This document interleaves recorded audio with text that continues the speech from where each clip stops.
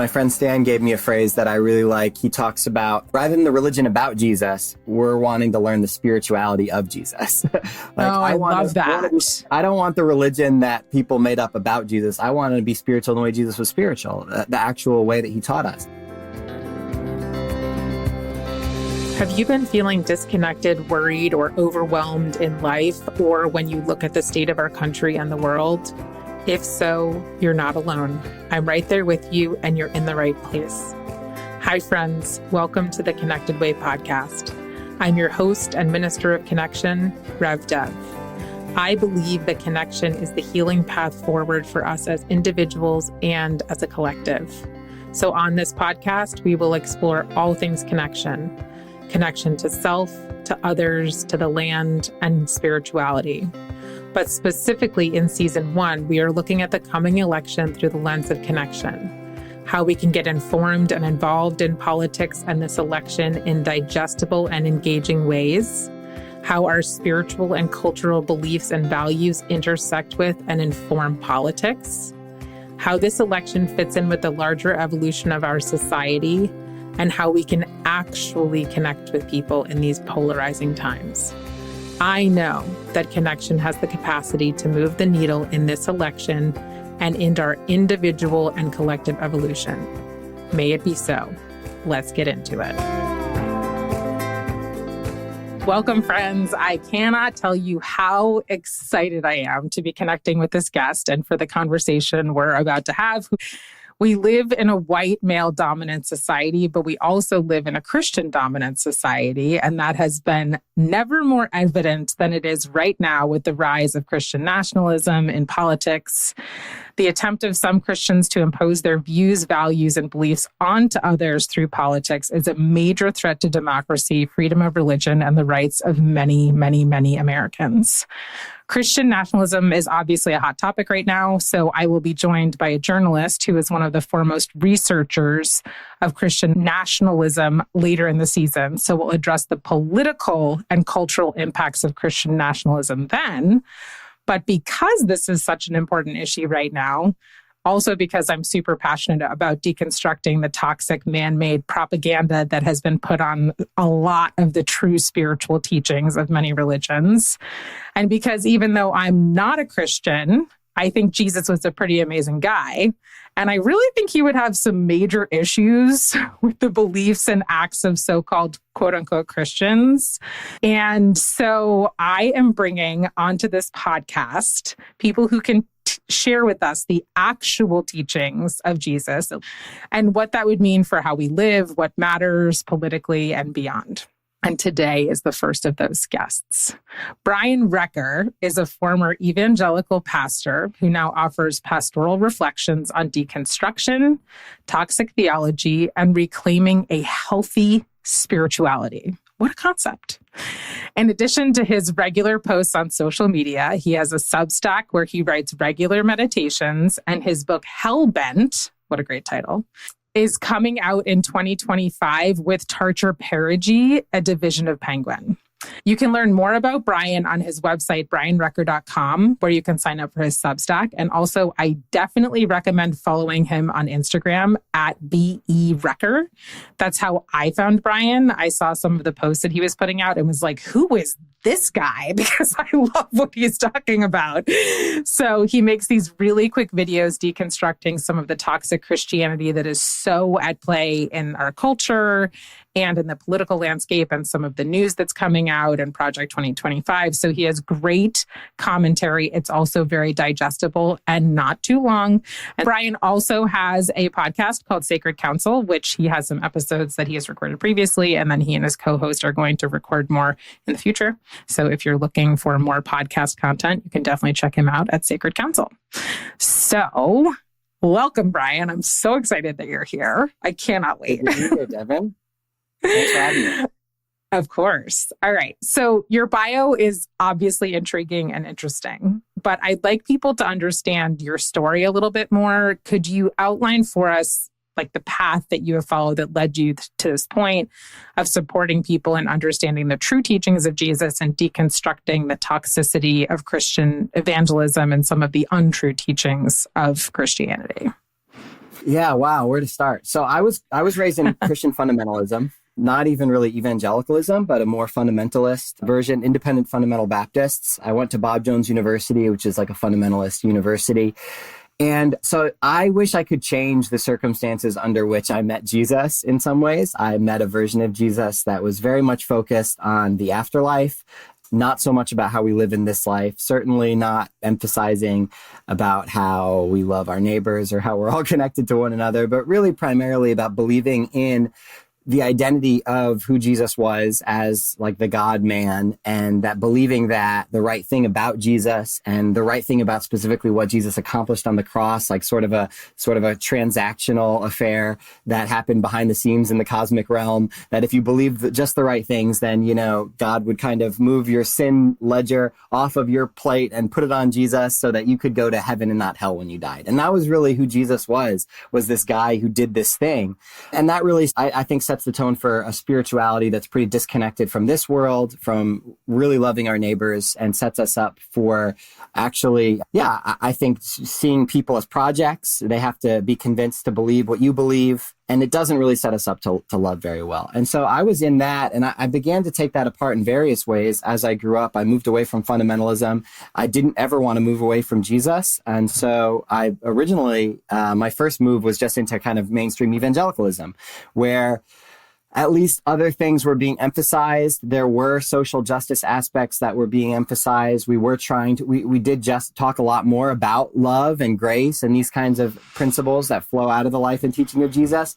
But even though there, I think, are attempts to really try to live in those sort of more ethical ideas of Jesus, ultimately they still have that same heaven and hell narrative, which I think makes it very difficult to center the moral teachings of Jesus. And it's still hard to do that. And really you end up still being ultimately dogmatic. I think whenever hell is a part of your story, whenever the story that you're telling of spirituality like concludes with everyone who doesn't agree with you burning forever, like if that's the story that you're telling of spirituality, it's hard to prioritize anything but rescuing people from that horrific fate. And so I think evangelicalism will always struggle to really be about their neighbors and live for the sake of the world and the good of the world. They're always going to be primarily about saving people from the afterlife, because how could they not be? Hell has a way of twisting love into really anything that keeps your neighbor out of hell is considered the most loving thing you could do for them, right? If that's where they're going, right? Then what's more loving than that? But as a result of that, you can do very unloving things that aren't really received as love. So anyway, that was really a thorn in my flesh and continued to be. So I began to deconstruct even some of that while I was a pastor. Hell specifically, Donald Trump politically was a big moment for me in my deconstruction, where I really began to see very clearly that I was a part of something that was ultimately bad for our country. I began to see with the rise of Donald Trump that actually our emphases within evangelicalism were ultimately doing more harm than good. And so that was kind of a wake-up call for me. And it took me several years where I, from the inside of evangelicalism, was trying to push us towards more loving postures and felt like I was trying to use my influence to help. But the pause of 2020, when we had to stop everything, gave me some real clarity on what I was doing and what I was a part of, and made me realize that I was having to suppress myself and my own integrity in order to conform to what I knew could keep me within. Because even though I was trying to work for good from within, in order to stay inside, I had to censor myself. I had to really, I think, keep myself from thinking certain thoughts that I knew would get me forced out of evangelicalism. And so in some ways, that pause of 2020 was a real blessing to me. It afforded me the pause to really take stock of my life and what I was a part of and what I was doing. And am I actually having integrity and walking in like what I believe to be true? And so I ultimately, stepped down from my role as a pastor.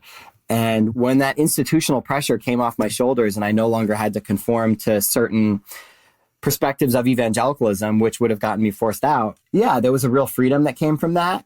And also, I think a real repentance that came from that. Like I feel bad about the fact that I believed bad things and also taught things that I believe to be harmful now, And so I get a lot of joy out of I think, redirecting my story, that the story doesn't have to end there, right? Like I can use all of that. And now I try to speak into that. And I know that there's many people that are exactly where I was, that are still in evangelicalism, that need to take some brave steps to be more honest about themselves and what they see as potentially harmful. And so I'm speaking to those folks. I'm also speaking to people that have left, but they don't know, like they think that maybe they have to leave spirituality behind because the only spirituality that they received was this sort of evangelical dogmatic spirituality. For those of us who were raised in that form, the very essence of spirituality is believing the right things to not go to hell and heaven. Like, right. Once you remove, it's not about that at all. It's about growing into the most loving version of yourself. That's a new paradigm. It's a big paradigm shift. And many people think they have to leave Jesus behind for that and maybe find that in some other tradition, which is totally valid if that's what you want to do. But for me, It's like, wait, actually, there's so much beauty already right here in this book that I've studied most of my life and in this tradition that I've been in. And so I've stayed within the Christian tradition while trying to navigate a spirituality of love as opposed to a spirituality of punishment and dogmatism. Yeah, I really appreciate that. One of my favorite quotes of all time I learned during seminary, and it is by Sheikh Hamza Yusuf. And he says, the history of religion is the ego and not the soul of the religion, right? So to me, that means that it's really about these religions often are like the man-made sort of stuff that's been put on top of the true teachings, which is the soul of the religion. And so for you, what you're talking about, I so appreciate that you're not like, I'm going to throw Christianity out altogether, because I think that Christianity is so beautiful and so powerful. And Jesus is an incredible person, was an incredible teacher, had so much to share with the world. And actually, one of my dear friends growing up, his father was raised Unitarian Universalist, as was I, but he had a really sort of different view of what Unitarian Universalism taught because he came from a different church. And there's a lot of different versions of UUism depending on the church that you grow up in. But he said that he was taught that being a Unitarian Universalist was about living your life the way that Jesus lived his life rather than believing that Jesus died for our sins. And I think that's so much of what you're teaching now. And I think that's actually what Christianity was always meant to be, was about learning what Jesus taught us. Really, really similar to what you just said. My friend Stan gave me a phrase that I really like. He talks about, rather than the religion about Jesus, we're wanting to learn the spirituality of Jesus. I love that. I don't want the religion that people made up about Jesus. I want to be spiritual in the way Jesus was spiritual, the actual way that he taught us. And I think that, as a result of that, I've spent a lot of time in the Gospels, and I'm sure, I'm still in some ways, I'm deconstructing and reconstructing, and I haven't landed at now I know everything that I'm going to know for the rest of life. I'm the new version of who I am. I'm a work in progress, and I always will be. Lately, I've just been really marinating in the Gospels and the Gospel stories, the story of Jesus' life and ministry, and there's just so much richness there. And I've been so staggered by the beauty of his life and his spirituality, and why wasn't that enough for us? Why did we have to come up with all this other stuff? Why wasn't it enough for us to just be like Jesus, And for some because people, it's not a power dynamic. When I talk about that, people act like, oh, that's some wishy-washy religion. It's are you kidding me? That's hard as fuck. You want to, I'm talking really about hard. Living the way Jesus lived, which ultimately Jesus stood with marginalized people until it killed him. You say that's some wishy-washy religion? Live in such a way that end up dying for the least of these, I think it's a beautiful spiritual pathway. So. And that is truly challenging and also so admirable, and what I think we could all aspire to be. So let's talk about a little bit what it means that you are deconstructing evangelical Christianity, or many levels of Christianity, right? It's not just evangelical. So it seems like you're helping people to see Christianity differently. And you were talking about how it's not about focusing so much on hell. It's about focusing on living the way that Jesus lived. But does it make sense to label yourself a Christian anymore? Because so many people label themselves as Christians when they believe that Jesus died for their sins and that they needed to be saved, right? So I think I can even reclaim that language. Like, I believe Jesus died for my sins, and I believe that we need to be saved. I just don't believe the same thing that they mean when they say that. Actually, somebody gave me a gospel tract last night, 2 nights ago. I was downtown after a music festival. And of course, like, the Christians were at it, right? Like, they were at the music festival handing out gospel tracts. And it was like, how do you get to heaven? And it said, recognize that you're a sinner. It was like it was ABCs, maybe accept that you're a sinner, believe that in Jesus, and confess, that Jesus is Lord or something. And I thought, I could still believe all those things. Do I believe that I'm a sinner? It depends what you mean by that, right? Like, in the old school way of original sin, like, you were born worthy of hell. I was taught a lot of, I think, unhelpful things about sin. Do I believe, though, that, like, I have patterns that are less than loving, that actually breed disconnection in my life and relationships, that make me forget that, like, we're all part of one big connected thing, and that cause me to act in ways that does not love my neighbor as myself? Do I still fall into some of those egoic patterns? Absolutely. Like, there is still sin in me, right?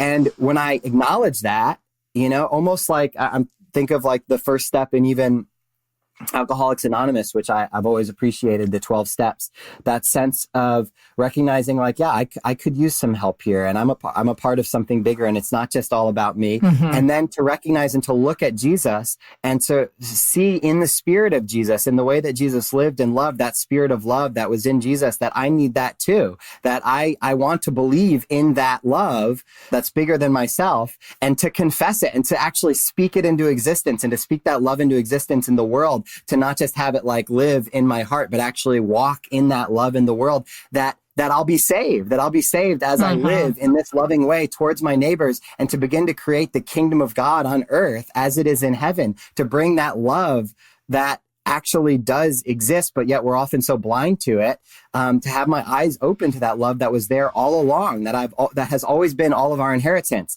and that is walking in salvation. Like, I was like, yeah, those 3 steps, they still work for me in some ways, They're just not necessarily about afterlife, which I think is a really It's not about being saved from a hell that we're going to go to when we die. It's about being saved from the hell that many of us are walking in right now. Absolutely. This is a spiritual path for our lives, which to me is so much more pressing, so much more urgent. Like, I need Jesus today, not when I die. I need that today.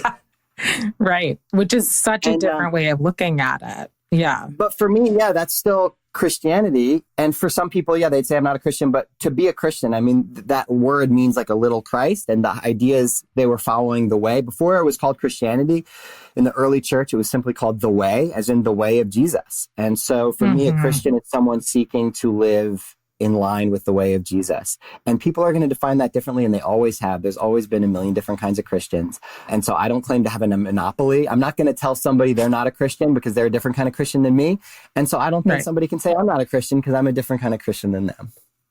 No, absolutely. And I mean, if you're following in his footsteps, right? If you're following the way that he lived, then that's, I think, the biggest testament to being a Christian in general. And also, we'll get into this more in general on the podcast, but there's also the concept of Christ consciousness, which I think a lot of people don't know about, which is so powerful, that isn't just about Jesus. It's about this energy of what Jesus was teaching that has shown up in many different prophets in different religions, funny enough, right? Speaking of interfaith and interspirituality. So we'll get into that also. So Brian will be back, hopefully. I think it would be interesting for people, you're talking about hell, right? But so what is heaven to you? What does heaven mean, especially being like here on this earth? What does that look like? Good question.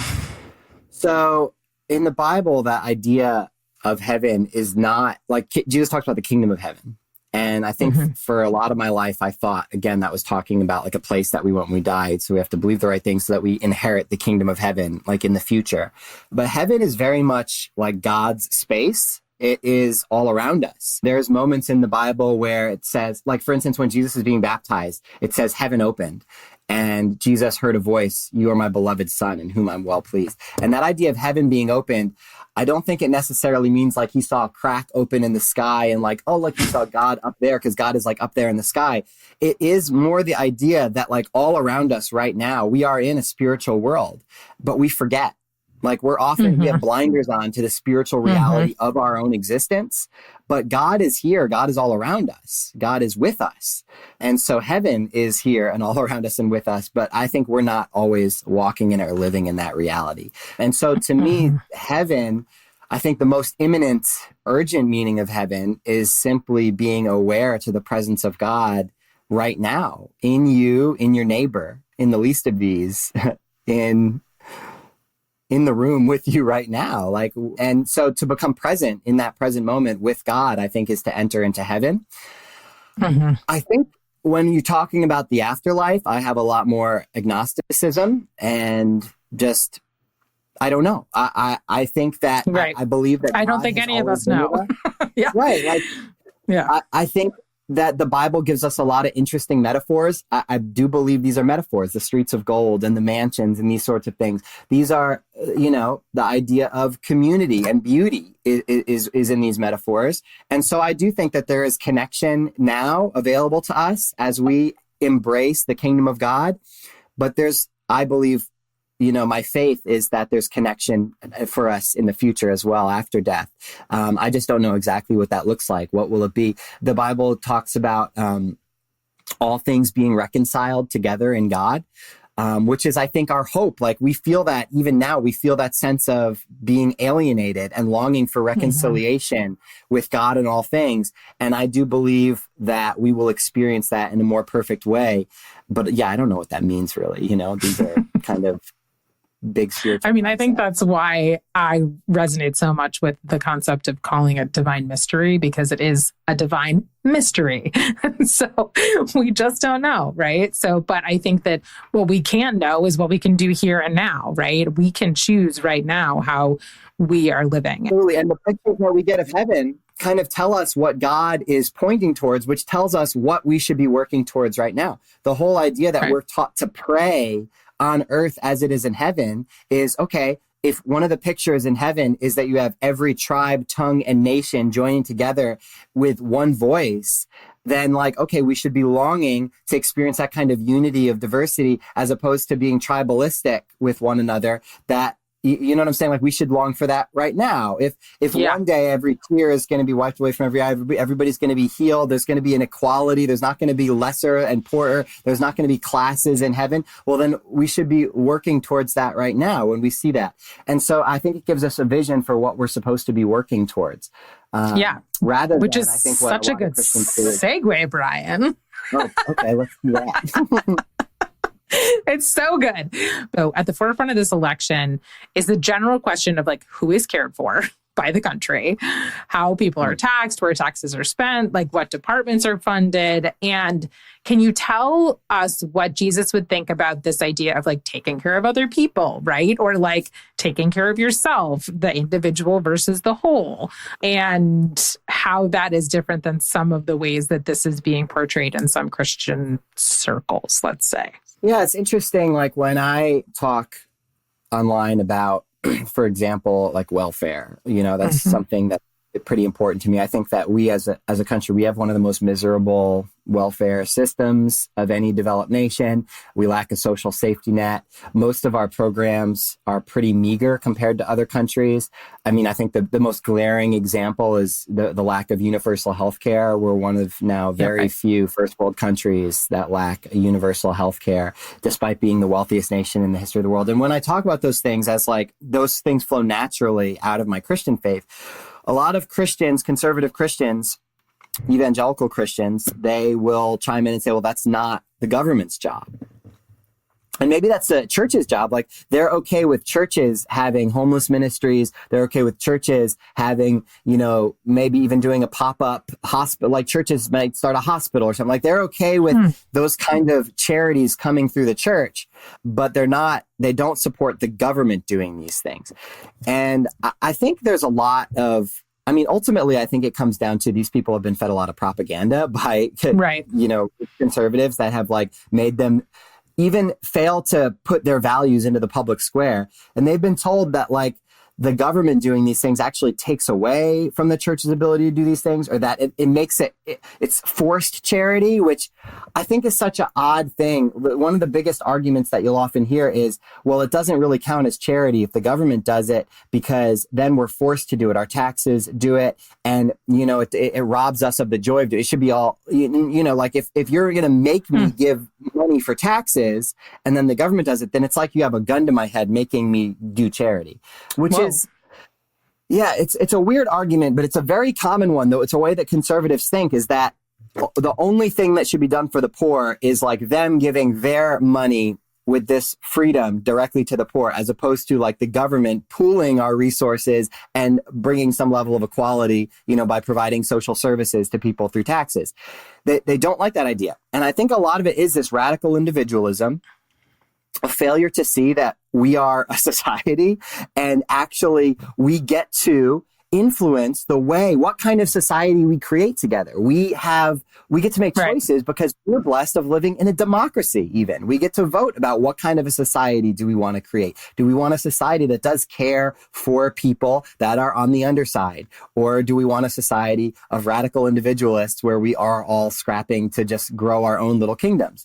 And I think as Christians, it almost sounds, Brian, like you're talking about like getting credit. Like it's almost like what I'm hearing is like, okay, if we do it as the church, then we get like, religious credit or with like afterlife credit for doing the charity, whereas they don't take into consideration that like my vote is me contributing to the way that things are done. No, correct. Yeah, interesting. And I do think even it goes even into the heaven and hell thing too, because I've also heard people say that if the government is providing for poor people, that robs the church of the opportunity to do it. And if the church was doing it, then they could also give people the gospel, which is what they really need.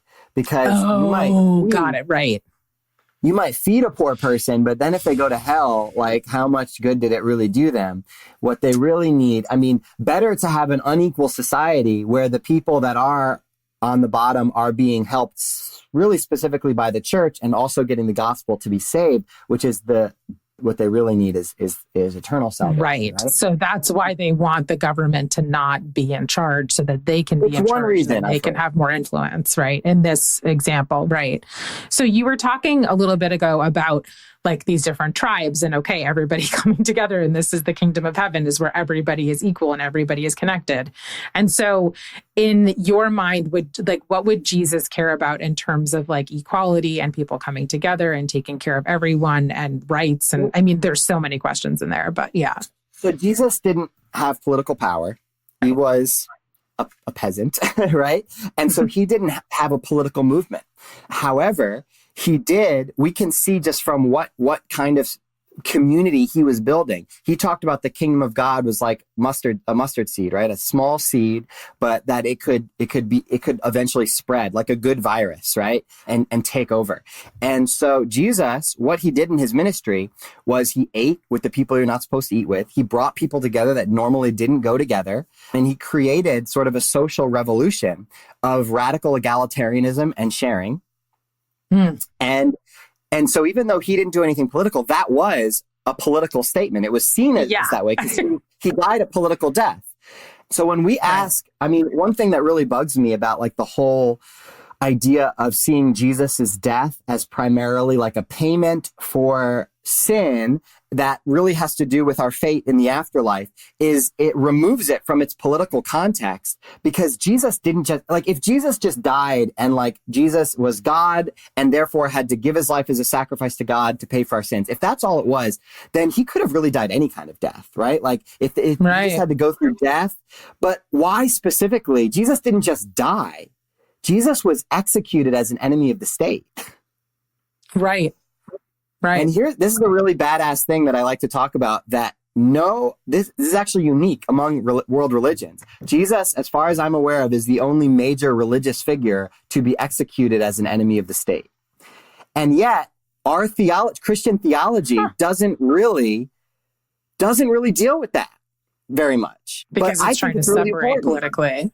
It's really important. I think it's really important because if you ask why Jesus died, well, Jesus died because he died for the same reason that many people who have fought for justice in this world have died. That when you stand on the side of justice, when you stand up for the poor, you will often die. You will often suffer as you butt up against the powerful, as you butt up against the systems of domination and oppression.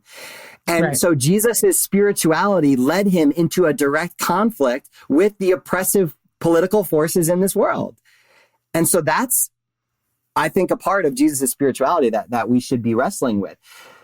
Yeah. That being said, one thing that, if you look at if you want to understand what might flow out of Jesus's political ideas, I think you can look at what the early church did in the immediate aftermath of Jesus's death. Once Jesus was off the scene, what did they do? Literally the very beginning of Acts, within the first chapters, when you see the church gathering, and the very first thing they do in Acts chapter 2, it says that they put all their resources together and shared them with anybody that had need. They had all things in common. Oh, wow. Okay. Well, that's pretty cool. So they're like, okay, Jesus is gone. We should probably do what Jesus said. Let's put this whole Jesus thing into action. What should that look like? Let's hold our possessions in common and distribute those things as necessary to the needy. Let's just be super socialist. Yeah, literally, yeah, wow. And that's repeated great. in Acts 2, and then they say it again in Acts 4. And interesting. So I think if we want to get an idea, where did that come from? Where did they get that idea from? I think it flowed naturally. That was their way of putting the teachings of Jesus directly into practice. And that was the very closest thing to the life of Jesus. I think as we get further out from the life of Jesus, we get further from those kinds of actions and practices within the church. But I do think that Jesus was calling us to something like that. And I'm a socialist, not because I'm saying Jesus was a socialist. Socialism didn't exist at the time of Jesus. It's a direct response to capitalism. But I think when you look at the world, the stratifications, the massive inequalities, I do think something like socialism, I don't really care what you call it, but if we're not dealing with those inequalities, I don't think we're actually really being spiritual in the way Jesus was calling us to. He wanted... Love that. I think our spirituality often is very non-material, but Jesus' spirituality had dirt under its fingernails. It was very much rooted in material conditions. Right. Yeah. And so to the same point, Brian, I'm really curious because I know that obviously on the Republican side, there is a lot of climate change denial. And obviously taking care of the planet is a huge issue.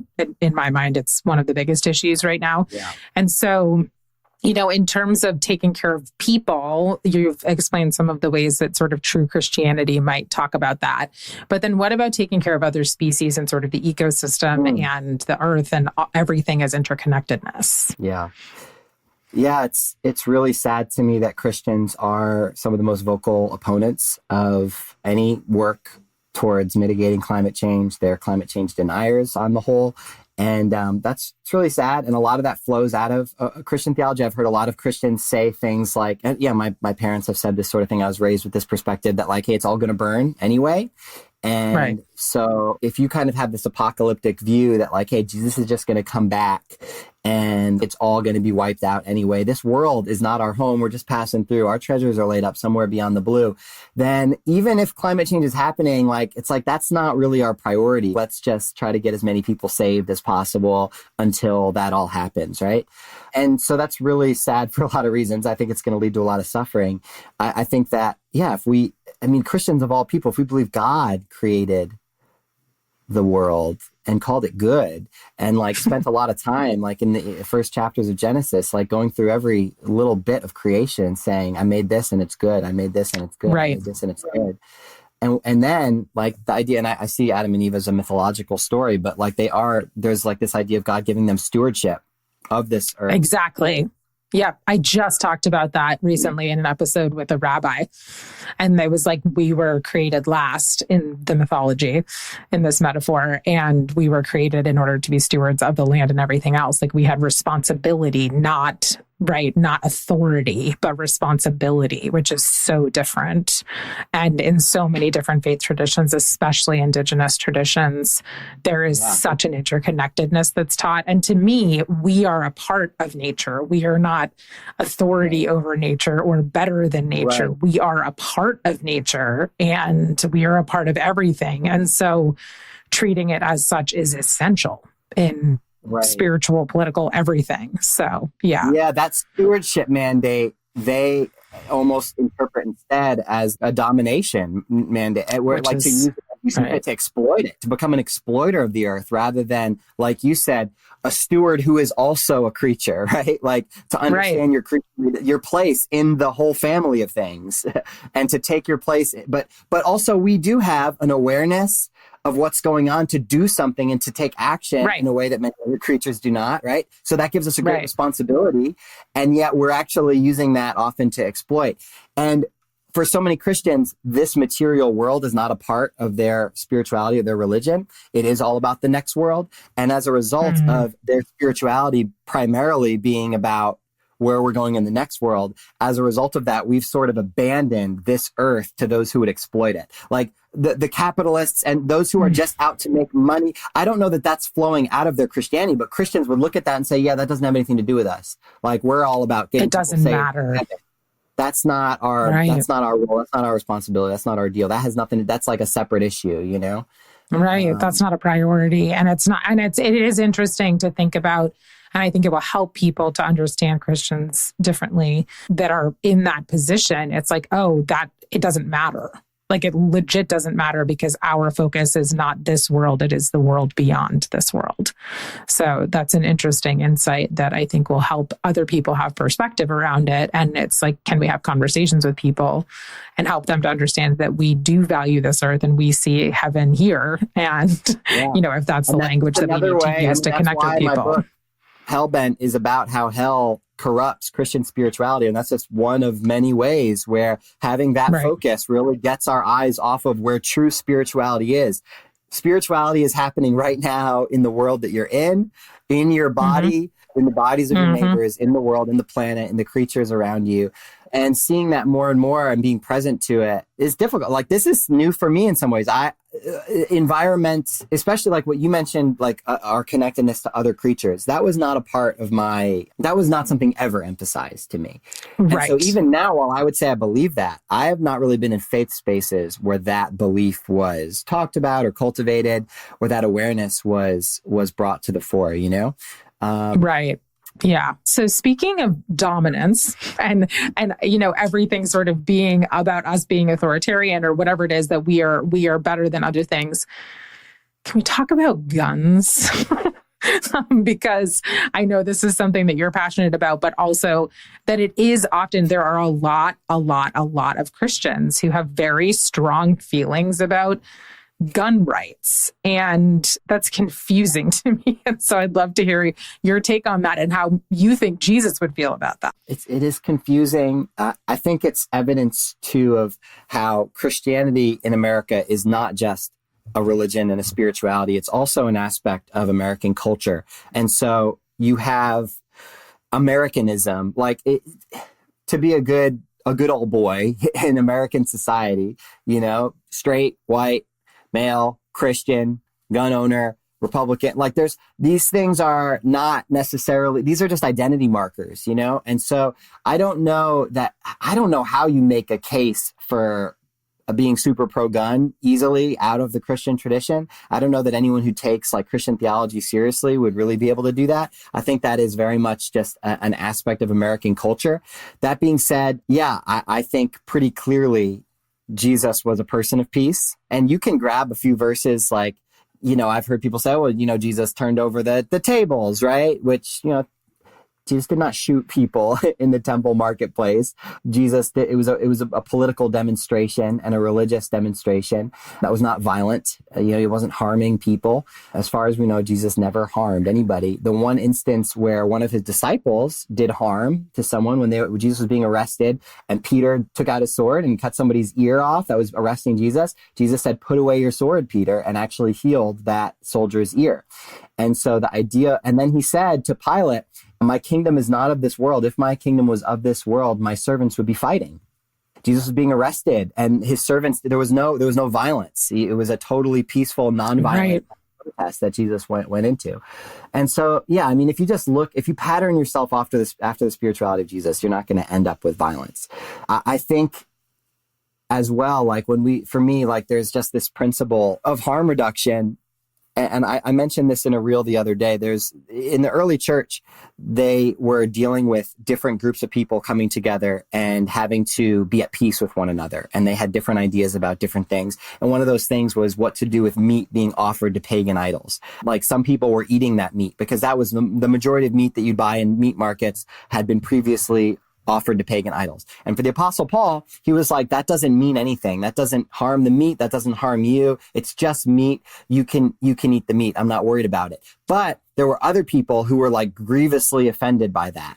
And so he said, if that's going to be a stumbling block, if that's going to break our ability to be in community with one another, then he said, then I'll never eat meat. I just won't eat the meat because it's not worth it to offend this person that I'm trying to be in relationship with over this luxury. Like meat is not a necessity for survival, it's a luxury, right? And so I think the principle there is like, if you've got some luxury that you can easily set aside for the sake of relationship and community, like you should be willing to set that aside. And the verse literally says, I'm free to eat meat, but like, don't use your freedom as an occasion to offend this person for whom Christ died. In other words, this person is more valuable than your freedom, your luxury. Wow. And so for me, how much more? Like we talk about this freedom to own guns. Like even if that was the case, if Christians were free to amass arsenals of weapons, we'd have to admit at the very least, that might be a freedom you have, but it's definitely a luxury. This is not a necessity. Right. And see how it's affecting people, affecting our society, and literally leading to the deaths of children. Like this should be, Christians of all people should be like, let's absolutely put away these guns. That just seems to flow very naturally out of a Christian belief. And it's really... Yeah, and as you have said, Brian, he's the Prince of Peace. Peace. Yeah, I mean, the Bible talks, again, like when we talk about like heaven, the idea of heaven informing our lives now, one of the pictures that we get for like what God is going to do when God makes all things new and it's on earth as in heaven, it says that all the swords will be beaten down into plowshares and the spears into pruning hooks. In other words, there will be no more weapons of war. Will be weapons of guarding. We'll be cultivating life, not death. And so Christians are supposed to be doing that now. They're supposed to be the ones not amassing weapons of death, but saying, what does it look like to bring life and not be so self-protective? Sometimes that does mean opening yourself up to risk. That's one of the things that shocks me is when Christians say, well, what if you got to own guns because like, what if someone broke into your house? You got to be ready to defend yourself and this whole thing. But like, that is a self-protective strategy. And like this cycle of violence, Jesus is actually asking us to stand outside of it and live in a totally new way, even if that does open us up to some risk. Like Jesus died on a cross, right? Like, what are you talking about? You're not willing to not own guns on this off chance that I really think that, yes, pursuing peace does sometimes lead to some level of risk, but that is like a spiritual path that I think Christians. But that's the point. That's the point. And that's the way to create a new world. I love the quote, and I forget who originally said it, but like, there's no way to peace. Peace is the way. Right? You don't get to peace by like, okay, one more war. And like, after I shoot this bad guy, we're going to have peace. Like, I have to get there. No, the way to peace is like, you just got to start in peace. Right. And does that mean that some harm might befall you? Yeah. I mean, I think when we look at, and I'm a big fan of nonviolent protests. And I know there's some even discourse around the privilege that's behind that because of the way that like, some nonviolent protests, like, you're not heard until you have a more revolutionary protest. And I totally understand those arguments. For me, where I'm at, I feel that we're meant to live out a way of peace. Yeah. And that does sometimes result in like, obviously Martin Luther King Jr. was killed, right? But I don't think I don't know. I don't think he would have regrets. I think he knew that would probably happen to him, but he knew that was the only way to peace was by living out a way of peace. Right. I actually have been thinking about him throughout our conversation and wondering actually if he was even the one that said that quote that you just said, because it sounds like him. Yeah. I mean, it's such a powerful metaphor in him choosing like, okay, I am going to take risks because I believe in this. And I think that his teachings of Christianity were so powerful. So, and his teachings, his political teachings and everything. We all gravitate. I mean, he's a central figure in our history for a reason. And he was a Christian. He was a very public Christian. And he was explicit about the fact that his Christian faith caused him to live that way that he lived, in that radical way. And in fact, you know, one of my favorite, I love his book, Strength to Love, which is a collection of his sermons. And he even talks about the cross a lot in that book. But for him, the cross was not this punitive thing, right? When he talks about it, it was something that gave him strength to love like Jesus loved. And strength to potentially have to, what if the cross was something that was going to come for him as well? You know, living out this way of peace. And it ultimately did. But it gave him strength to love, looking at the way of Jesus, that on the other side of that death, though, is resurrection, that God vindicates this life, that love is worth it.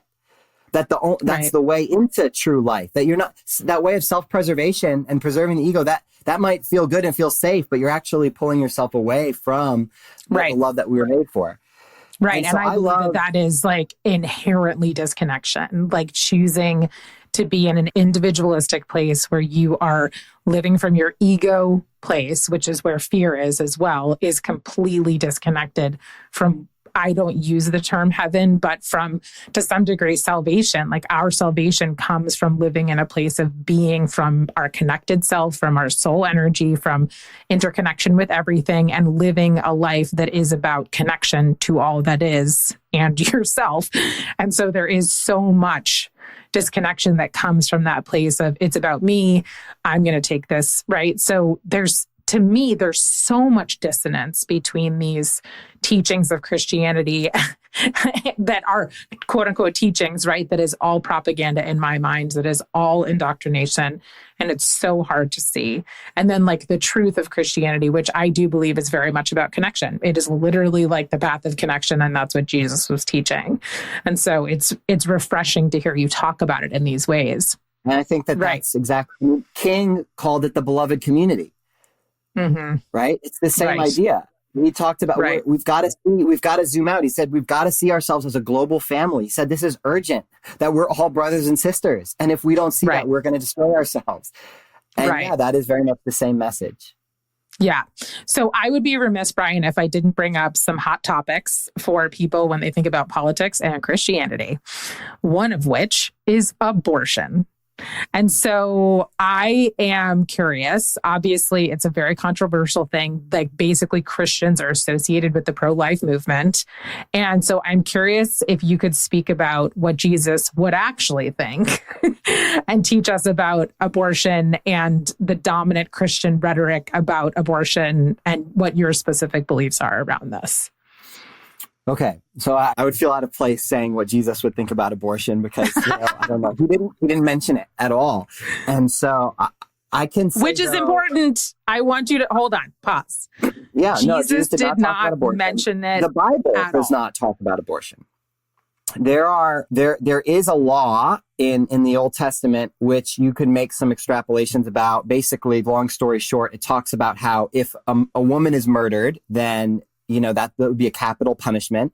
But if a woman is injured and she's pregnant and the baby dies, then that would not be a capital punishment. It would be a lesser. Yeah, actually, I just talked to a rabbi about that. Yeah. So from that, and I don't have the text in front of me, I think it's in Exodus, but from that, you can extrapolate, okay, there is like a difference in how these lives are viewed, there's not a moral equivalency, it seems, between the fetus and the mother. Christians will point to other passages that seem to speak of, the potential for life being something that God cares about. So I understand why this can be an emotional issue. I think that regardless of whether you felt like there was humanity, it's a faith issue at what point personhood begins, right? Like we can all say, yes, there is life, biological life happening in the womb, but at what point are we talking about a person? And that is a matter of faith. And I don't really feel like I can convince anybody of that. But what I think we can say is like, okay, if we value those lives, what should we be focused on doing in the world? And what conservatives are primarily doing is just banning and just making something illegal and it's just punitive, right? As opposed to, if you care about life, to me, it just seems very clear and obvious that we should just help life flourish. And so the primary reasons that people get abortions are economic. And again, we've talked about how we have, we don't have healthcare in this country. We don't have much of a social safety net in this country. Single moms get shit on for using government services. They're called welfare queens, right? And then we wonder why they would choose an abortion rather than having a baby, where they would have to essentially use the services in the government that are so meager and then be criticized for even using the ones that we do have. Like, that's insane. We don't have parental leave, so we don't make it easy for people to actually go back to work into the workforce. We don't have universal daycare, right? Daycare is horrifically expensive. It's like a second mortgage for people to have daycare. We don't provide free access to contraceptives. If you don't want there to be more abortions, then you should try to limit unwanted pregnancies. But Christians tend to oppose easy access to contraceptives, right? So it's like, it almost seems crazy when we look at if we want to help people have children or have the children that they want and not have children that they don't want. I think even liberal people should want to see the abortion numbers go down, even if you don't believe that it's murder, simply because going through something like that is hard. And if you can actually avoid unwanted pregnancy, that's better. Or if you want to have a kid, to be able to have that kid.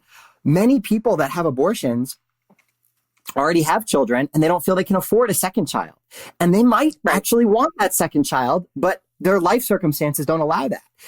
And so I think rather than focus on banning, if we care about life, let's support life. And I feel pretty strongly that a lot of, pregnant people make a decision to not have a child because it's the loving decision. It is the loving decision for themselves that allows them to be more connected to their own path, but it's also the loving decision for a child, because if they're not prepared and they're not ready, or there is something going on, then they are making a loving choice, which I don't know Jesus the way that you know Jesus, but to me, if a decision is made from a place of love, then that is what matters, right? And yes, of course, there is challenge with making that decision. It is incredibly hard to make that decision, but that doesn't mean that it's not the right decision for every life, whatever it is that's involved. And I think making that decision from a place of love is what really, truly matters. And especially like you're talking about, when this system is not set up to support people in a loving way, let alone a way at all, because the American setup and the American system right now is so complicated for people to raise a child in, no matter how much means you have. Even people who are incredibly wealthy, it's challenging. And we don't live in a society where we're supporting people in villages. We live very individualistic lives because we're all separated and isolated. And so we don't have a ton of support just like built in with our culture or our government. So anyways, that's a big topic that I will be covering lots later, but it's a really important one, So I appreciate your take. I'm a parent, and as a I'm a single parent. My wife and I were, my ex and I were divorced. And so I have 50% custody. And so when I'm parenting by myself. My parents live in another state. We live in a very segmented society. I read something recently about how like parental stress levels are at like all-time highs. Like people cannot parent under the weight of the way that we've literally designed a society that is like killing people trying to raise new humans. It's like we've 100%. basically designed a society that it doesn't work for. No, it doesn't. For life, for raising new life. Yeah. And I can tell you, as someone who doesn't have children, I have this conversation all the time with other people who are, considering, do I want to have kids, or I have chosen not to have kids, because literally the system, the way that we live is not set up to raise children in a way that works for everybody, right? Like for anybody. You have a baby in Sweden, you get a baby box from the government. Oh my gosh. I know, it's amazing. Born. You get a child allowance. You're getting paid every month for that child, which to me, that just makes so much sense. And in our country, when we talk about something like a child allowance, we think that we talk about like, oh, well, we don't want to give money to people who aren't working. But like, it's the child allowance. Children aren't supposed to be working. The money's for the kid.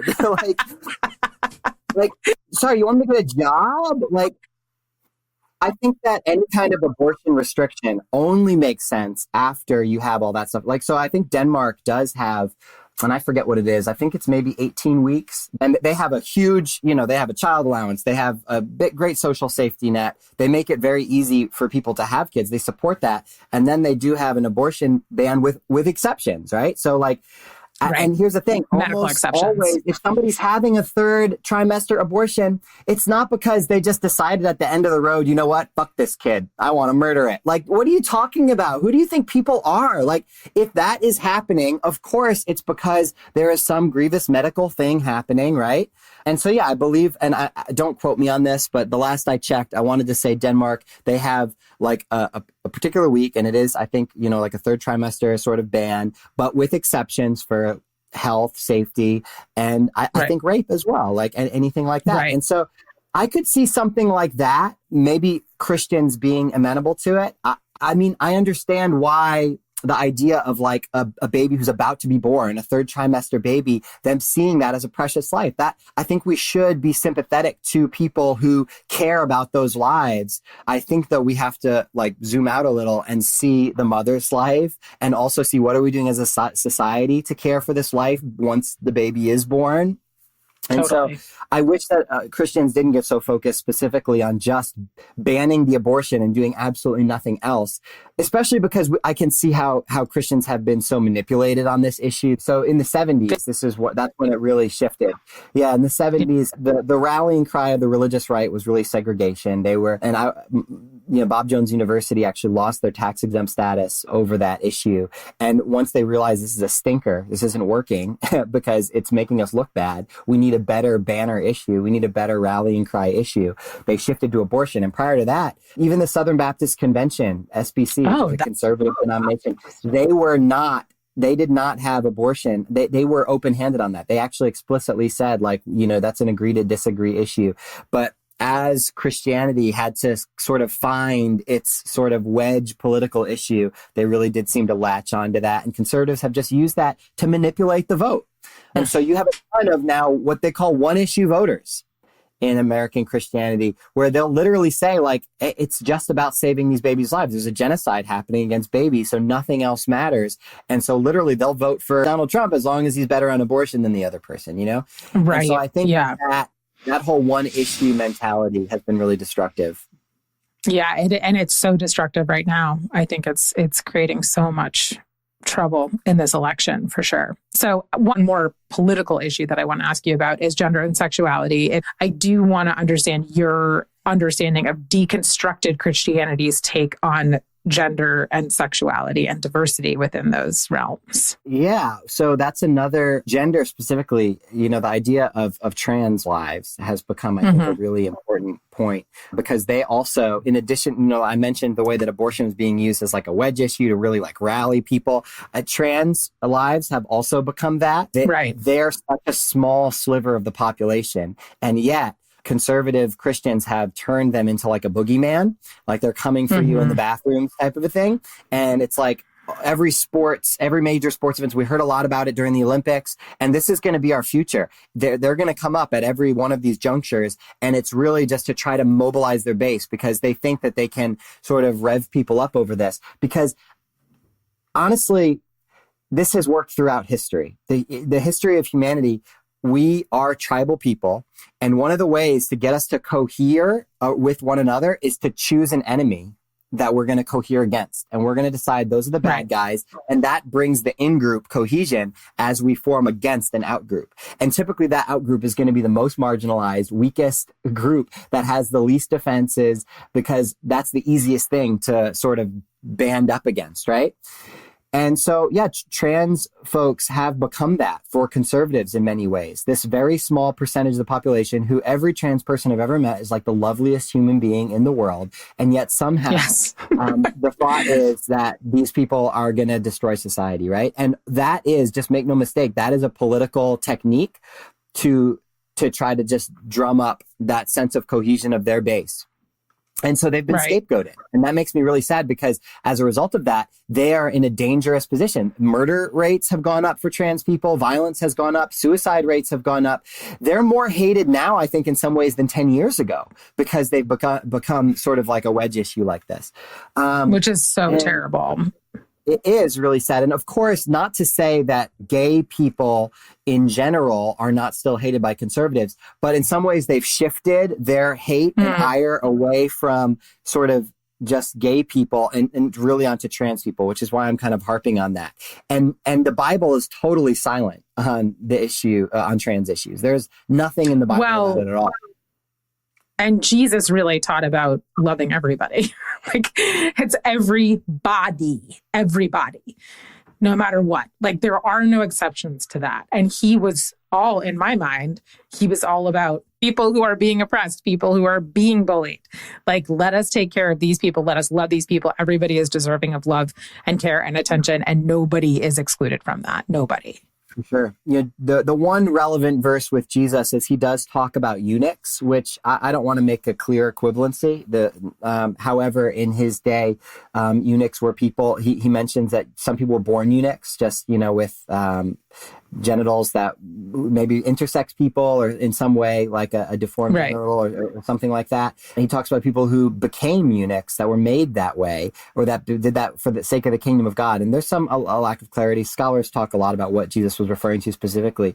But in other words, I think we can say at the very least these are sexual minorities that Jesus was talking about. These were people that would have been perceived as outside of the norm. If they were men, they probably would have likely been effeminate in some way, would have not conformed to sort of masculine cultural stereotypes. And he was talking about them and highlighting them specifically because they were maligned. They were seen as outsiders. They were not allowed to worship in the same way as other people. And Jesus specifically says that they have honor in the kingdom of God. And so Jesus was always, exactly like what you're saying, finding the person that was most likely to be scapegoated and standing with that person.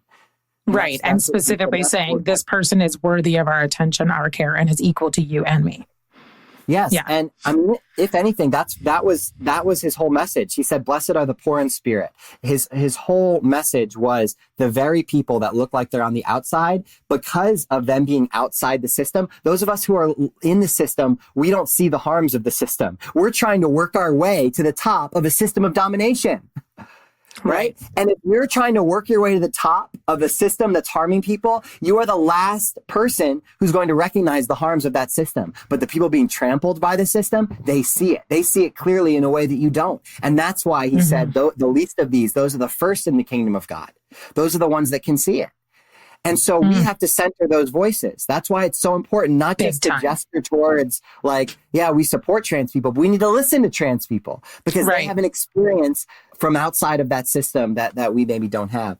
So I know that doesn't really speak to broadly all the issues of gender and sexuality, but I do. No, but it's helpful.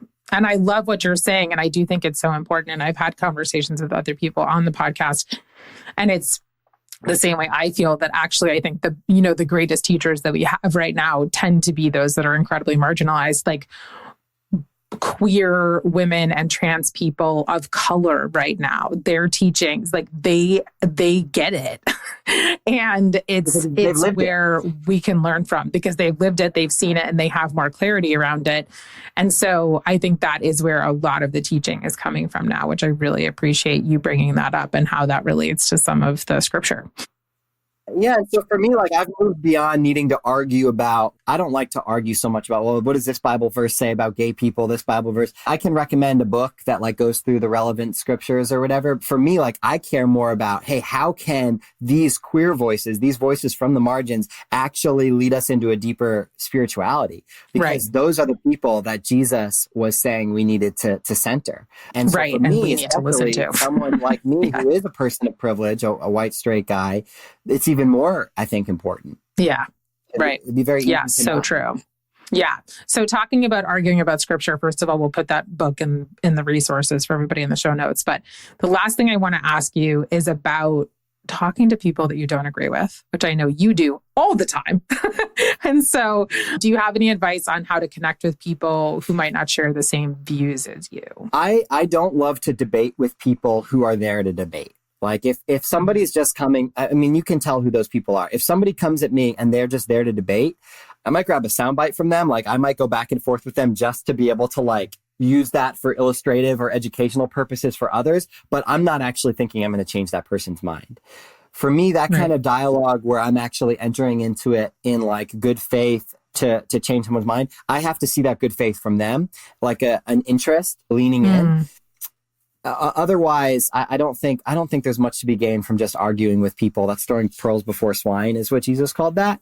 That being said, I think honestly, sharing where you're at and what you believe is always a good thing. And there will be people listening, and some of them will be quietly watching and just listening. And I do think people change their minds over time, especially through relationship.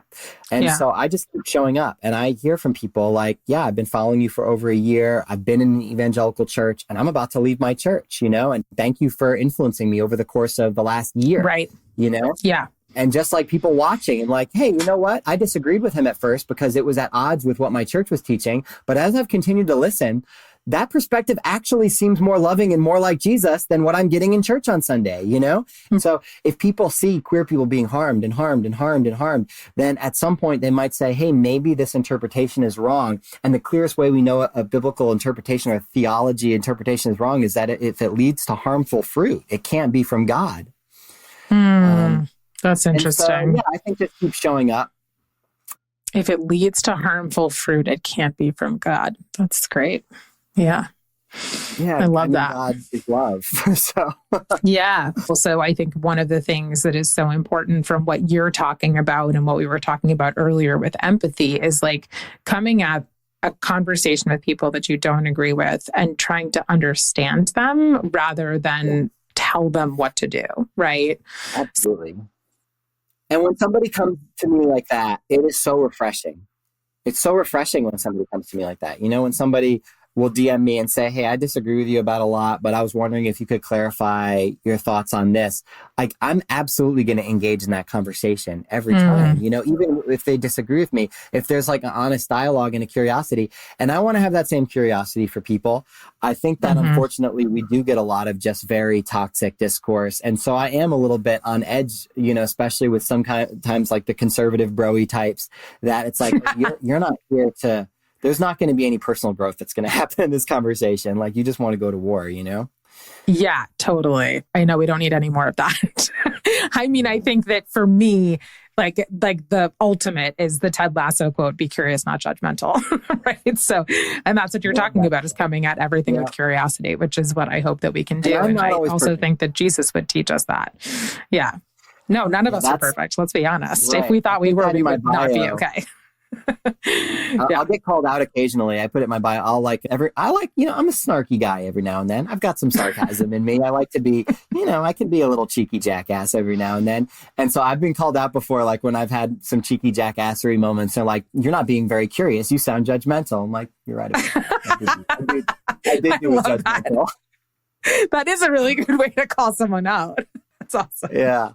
Oh, Brian, thank you so much for coming on the show. I hope this is the first of many conversations that you and I will have as we continue on our journeys of, figuring out our own spiritual paths, but also being spiritually of service, helping people to connect and deconstructing the barriers of disconnection. And those are so inherent in some religious institutions, as you well know. So I appreciate all that you're doing to help people to reconnect in ways that are healthy and whole and on a spiritual path. So for our guests, I will be including in the show notes on the podcast webpage some of the resources that Brian is going to share. And then remember to follow him on Instagram at BE.Recker. And you can also sign up for his Substack there or on his website at brianrecker.com. Thanks, y'all. Thank you. Thanks for joining me for this episode of The Connected Way. You can find all the resources mentioned in the show and even more resources in the show notes and on the podcast page at theconnectedway.com/podcast. Before you go, a note about sponsorship. This podcast is currently sponsored by me, Rev Dev, and you, the listeners. If you're interested in supporting the podcast and the work of The Connected Way, enhancing individual and collective connection to self, others, the land, and spirituality, you can donate on the podcast webpage. There is never any pressure or expectation, but if you feel called to support the work, any contribution of any amount helps, as do your good thoughts. And finally, I'd love to hear your biggest takeaway from today's show. What inspired you? What surprised you or made you think? Let me know by posting a comment on any of the posts or DMing me on Instagram, or of course, you can always send me a message on the website. Thanks again for being here, friends. May this podcast bring more connection to you and the collective. And so it is. See you next time.